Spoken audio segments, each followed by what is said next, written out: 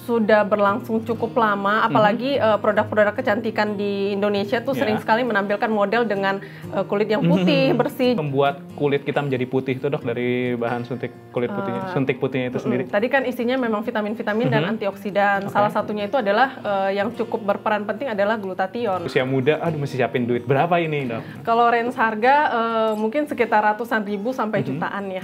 Kalau pasien-pasien dengan autoimun memang tidak dianjurkan untuk suntik putih.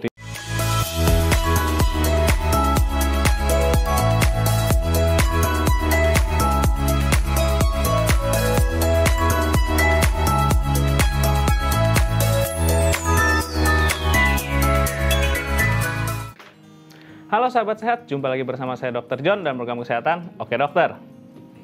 Sahabat sehat, pada episode Oke Dokter kali ini kita akan membahas mengenai topik yang menarik tentunya di kalangan anak muda, yaitu suntik putih. Nah, tentunya ini menjadi tren yang bahkan dilakukan dari anak usia remaja sampai yang sudah usia dewasa dan juga usia tua. Nah, banyak ditawarkan, ada cara yang instan, ada juga yang sering kita kenal dengan istilah suntik putih di mana kita lakukan ke dokter atau ke klinik. Nah, sebenarnya bagaimana sih prosesnya dan juga apakah memang aman dan ada efek samping yang bisa timbul pada kulit kita? Kali ini kita kedatangan seorang dokter estetik, Dr. Friska Natasha, AAM ya dok. Dokter, jadi beliau adalah seorang dokter yang praktik di klinik kecantikan tentunya. Nah dok, kali ini kita berbicara sedikit dok mengenai dari suntik putih dan bagaimana itu dok. Sebenarnya apa sih dok isi dari suntik putih yang dimasukkan itu dok? Isi ya. Sebenarnya kalau ngomong isi, sebenarnya isinya itu adalah vitamin-vitamin dan antioksidan. Jadi isinya multivitamin dan antioksidan. Dosisnya semua udah disesuaikan dengan kebutuhan pasien masing-masing gitu. Emang aman untuk kulit berarti dosisnya disesuaikan ya dok ya? Aman banget. Nah sebenarnya tren ini tuh mulai kapan sih dok mulai menjadi tren? So akhirnya ini kan kayak banyak banget nih mulai dari anak remaja pun udah mulai tahu dok tentang istilah suntik putih ini. Sebenarnya bagaimana sih dok? Sebenarnya tren ini sudah berlangsung cukup lama, apalagi produk-produk kecantikan di Indonesia tuh sering sekali menampilkan model dengan kulit yang putih, bersih. Jadi memang itu salah satu hal yang memicu orang lain, maksudnya masyarakat itu melihatnya standar kecantikannya tuh jadi kesannya putih bagus, putih itu cantik gitu ya, bersih, kelihatannya begitu. Nah, ditambah lagi mungkin sekarang lagi tren drama Korea kali ya. Betul, jadi lihatnya trennya ke arah sana lagi. Ini suntik putihnya jadi naik lagi. Tren kecantikannya berarti kayak ke arah dunia bagian timur ya dok, bagian seperti Korea gitu. Nah, untuk perbedaannya itu sebenarnya apa sih dok? Kan ada yang bilang infus putih, ada yang bilang suntik putih. Itu sebenarnya apa sih yang membedakannya dok? Sebenarnya sama aja, cuma cara pengaplikasiannya saja. Jadi satunya diinfus, satunya disuntik. Isinya sama aja. Isinya sama, cuma mungkin cara pengaplikasiannya. Untuk perbedaan infus sama suntik sebenarnya gimana sih dok perbedaan untuk sahabat saya kan mungkin masih banyak bingung. Infus satu, suntik satu kan dua-duanya sama-sama pakai jarum dok. Itu beda gimana sih dok? Ya kalau di dunia kesehatan kita mungkin tahu ya ada namanya cairan kosong biasa kita katakan ya, cairan steril yang isinya sebenarnya ibaratnya nggak ada, kosong gitu ya. Jadi kalau seandainya infus itu vitamin-vitamin dan antioksidannya itu kita campurkan ke dalam cairan tersebut. Nah kalau si suntik putih, jadi nggak ada campurannya, langsung disuntikkan ke dalam pembuluh darah. Ibaratnya mungkin seperti sirup, mungkin kita campur ke air putih mungkin ya dok untuk infus seperti itu ya. Sedangkan kalau untuk suntik mungkin seperti sirup langsung ya dok ya berarti ya. Masuk. Nah untuk bahan-bahannya itu sebenarnya bahan apa sih yang membuat kulit kita menjadi putih itu dok dari bahan suntik kulit putihnya, suntik putihnya itu sendiri? Tadi kan isinya memang vitamin-vitamin dan antioksidan. Salah satunya itu adalah yang cukup berperan penting adalah glutathione. Nah si glutathione ini berfungsi sebagai antioksidan, dia menekan pembentukan melanin pada kulit. Membantu pembentukan melanin pada menekan pembentukan melanin. Melanin itu yang menyebabkan kulit menjadi lebih gelap ya dok ya? Ya, menjadi lebih gelap. Nah karena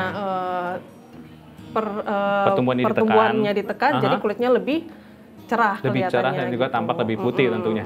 Nah, untuk prosesnya sendiri sebenarnya itu memakan waktu berapa lama sih dok untuk suntik putih itu sendiri? Kalau untuk kelihatan hasilnya mungkin kali ya, biasanya terlihat sih sekitar kurang lebih 1 kali siklus kulit, jadi sekitar kurang lebih 1 bulan. 1 bulan setelah dilakukan suntik putih itu ya. Nah, untuk efek-efeknya nih dok, yang efek ke tubuhnya sebenarnya kan kita harapkan tubuh kita menjadi kulit putih, jadi lebih cerah. Nah, sebenarnya ada efek lainnya nggak sih dok yang kita tidak inginkan, mungkin efek sampingnya gitu? Efek samping sebenarnya tergolong sangat-sangat jarang. Yang pasti sebelum disuntikan infus whitening, pasien juga udah kita tes dulu. kita singkirkan semua apakah pasien ada alergi dan kemudian ada penyakit-penyakit penyerta yang mungkin menjadi kontraindikasi atau larangan bagi pasien ini untuk melakukan suntik putih. Nah, kalau semuanya itu sudah disingkirkan, jadi pasien kita anggap aman untuk melakukan suntik putih. Nah, kalau seandainya sudah aman, biasanya sangat-sangat jarang sekali efek samping yang timbul. Kalaupun ada efek samping yang timbul, biasanya sangat ringan, biasanya berupa yang paling sering ya kita temukan mungkin agak berasa pasiennya agak mual. Tapi itu juga cukup jarang dan biasanya ringan, paling sekitar 10 menit juga udah reda. Paling baru 10 menit cuma awal setelah penyuntikan, tapi setelah itu akan membaik sendiri ya, tanpa obat-obat sendiri. Tanpa obat-obatan. Nah, untuk apakah ada efeknya ke organ tubuh, misalnya seperti ginjal atau hati, dok? Kan kita tahu obat itu biasa masukkan di metabolisme di sana, itu bagaimana dok efeknya? Nah, kayak kita tahu semua yang masuk ke dalam tubuh, cairan tubuh pasti memang disaring lewat ginjal. Nah, sama seperti suntik putih ini, semua yang masuk ke dalam tadi akan disaring lewat ginjal. Nah, semua dosisnya itu tentu sudah kita sesuaikan. Kita ambil contohnya deh, misalnya salah satunya yang paling sering kita dengar, suntik vitamin C. Nah, satu hari kebutuhan kita kan itu sekitar 2000 mg. Nah, dosisnya tentu tidak diberikan melebihi dari dosis yang dianjurkan. Jadi, emang dosisnya sudah disesuaikan gitu berarti ya, dok ya? Sudah disesuaikan. Tidak akan membahayakan sih fungsi ginjal kita itu sendiri ya. Nah, untuk suntik putih itu sebenarnya bersifatnya itu bagaimana sih dok? Apakah dia permanen seumur hidup setelah kita lakukan, ataukah itu mungkin berlangsung, maksudnya putihnya itu atau kulit kita cerahnya itu hanya untuk sementara aja, itu bagaimana dok? Karena tadi isinya adalah vitamin-vitamin dan antioksidan, di mana vitaminnya itu biasanya adalah yang digunakan adalah vitamin larut dalam air. Jadi kalau seandainya terjadi kelebihan kadar yang digunakan dari yang dibutuhkan oleh tubuh, itu biasanya kan dibuang nih lewat ginjal. Nah, jadi hasilnya juga tidak akan permanen. Biasanya kalau pasien sih kita anjurkan untuk melakukan suntik intensif selama beberapa minggu dulu sampai tercapai hasil yang diinginkan. Berarti setelah suntik pertama itu kontrolnya berapa lama dok kira-kira dok? Seminggu. Seminggu? Seminggu. Nah, kalau seandainya pasien sudah cukup puas dengan hasil yang digunakan, yang didapatkan, kita tinggal maintenance. Sebulan sekali, 2 bulan sekali, tergantung kebutuhan pasien. Berarti tergantung kebutuhan sama tergantung apa yang diharapkan dari si pasien itu sendiri ya dok tentunya. Nah, untuk suntik putih ini ada nggak sih dok batasan usianya kita boleh lakukan tuh mulai usia berapa? Apakah mungkin usia 10 tahun sudah boleh kita lakukan, atau batasan terakhirnya itu berapa sih dok? Atau 70 mungkin nggak boleh kali gitu, bagaimana dok? Kalau ngomong soal usia, kita patokannya itu adalah usia dewasa. Jadi usia dari sekitar 18 tahun itu sudah boleh melakukan suntik. Soalnya kita kan menggunakan dosisnya itu dosis dewasa. Jadi untuk usia di bawah 18 tahun memang tidak dianjurkan. Nah kalau misalnya kita udah melakukan suntik dok, namun hasilnya mungkin tidak seperti yang kita inginkan, ada nggak sih sebenarnya cara kita supaya kulitnya balik kembali ke awalnya gitu misalnya dok? Tinggal di stop aja infusnya, jadi efeknya nanti akan hilang dan kulit akan kembali seperti sebelum melakukan infus. Berarti memang efeknya itu tidak permanen dok, dan bisa kalau kita berhentikan akan kulit kembali ke awalnya itu ya, semulanya dok ya. Nah, untuk range harga itu sebenarnya kira-kira berapa sih dok kisarannya? Ngomongin range harga, saya kan banyak sekali yang penasaran nih pasti yang mulai usia muda, aduh mesti siapin duit berapa ini dok? Kalau range harga mungkin sekitar ratusan ribu sampai jutaan ya. Berarti tergantung dari sekali suntiknya ya, berarti untuk tergantung kontrol berapa lama sendiri juga itu berbeda. Nah tadi dokter sempat mengatakan ada ya, kita juga kan sebelum dilakukan suntik kita ada melakukan tes alergi dan juga ada tes untuk penyakit-penyakit yang mungkin mempengaruhi. Contoh penyakitnya apa sih dok yang mempengaruhi? Biasanya salah satunya penyakit autoimun. Penyakit autoimun. Kalau memang pasien sudah biasa, kalau orang-orang dengan autoimun ini udah tahu ya. Udah tahu ya, biasanya berarti sudah ngerti apa yang bisa masuk dan apa yang nggak boleh masuk. Biasanya lebih paham bahkan kadang-kadang. Lebih paham tentang penyakitnya daripada lebih paham tentang penyakitnya. Jadi untuk orang-orang dengan penyakit autoimun memang tidak dianjurkan. Tidak dianjurkan untuk melakukan suntik whitening. Baik. Nah, kalau bagaimana dengan ibu hamil dok? Ibu hamil atau ibu yang lagi menyusui nih, misalnya ingin suntik putih itu diperbolehkan atau tidak dok? Sebenarnya ngomong soal ibu hamil dan menyusui, kita ngomong soal data sih ya. Jadi sampai saat ini belum ada penelitian sebenarnya yang menyatakan bahwa ibu hamil dan menyusui tidak boleh suntik putih. Jadi karena tidak ada data tersebut, memang tidak dianjurkan untuk ibu hamil dan menyusui untuk suntik putih. Berarti karena belum ada penelitian lebih lanjut tentang pada ibu hamil dan juga pada ibu menyusui, jadi sebaiknya mungkin dikonsultasikan dulu ke dokter kandungannya dok ya awalnya ya dok. Sahabat sehat, sudah cukup banyak kita berbincang-bincang mengenai suntik putih dengan Dr. Friska Natasha. Dok, sekarang kita akan melihat beberapa artikel yang disiapkan oleh tim Oke Dokter. Waspada, suntik vitamin C dosis tinggi bisa memicu kanker. Nah, ini bagaimana tanggapannya dok? Kalau menurut saya ini kurang tepat sih sebenarnya. Soalnya beberapa jurnal penelitian justru pada pasien-pasien kanker itu ada beberapa yang dilakukan penelitian pemberian vitamin C dosis tinggi, baik pemberian melalui oral maupun intravena. Itu justru memberikan hasil klinis yang baik pada pasien kanker. Pada pasien dengan kanker ya dok ya? Justru maksudnya dia memberikan efek klinis yang baik, justru bukan malah memicu kanker. Jadi gitu. bukan sebagai pemicu dari kanker itu, malah bisa meningkatkan daya tahan tubuhnya mungkin ya dok ya. Nah sekarang kita akan lihat artikel yang selanjutnya. Nah, waspada sering suntik kolagen, wanita ini meninggal diduga derita penyakit skleroderma. Ini bagaimana dok tanggapannya? Mungkin perlu dijelasin sedikit ya, skleroderma ini kan salah satu gejala yang timbul akibat penyakit autoimun. Nah, tadi sempat saya singgung juga, kalau pasien-pasien dengan autoimun memang tidak dianjurkan untuk suntik putih. Salah satu yang kolagen ini ada kandungan kolagennya.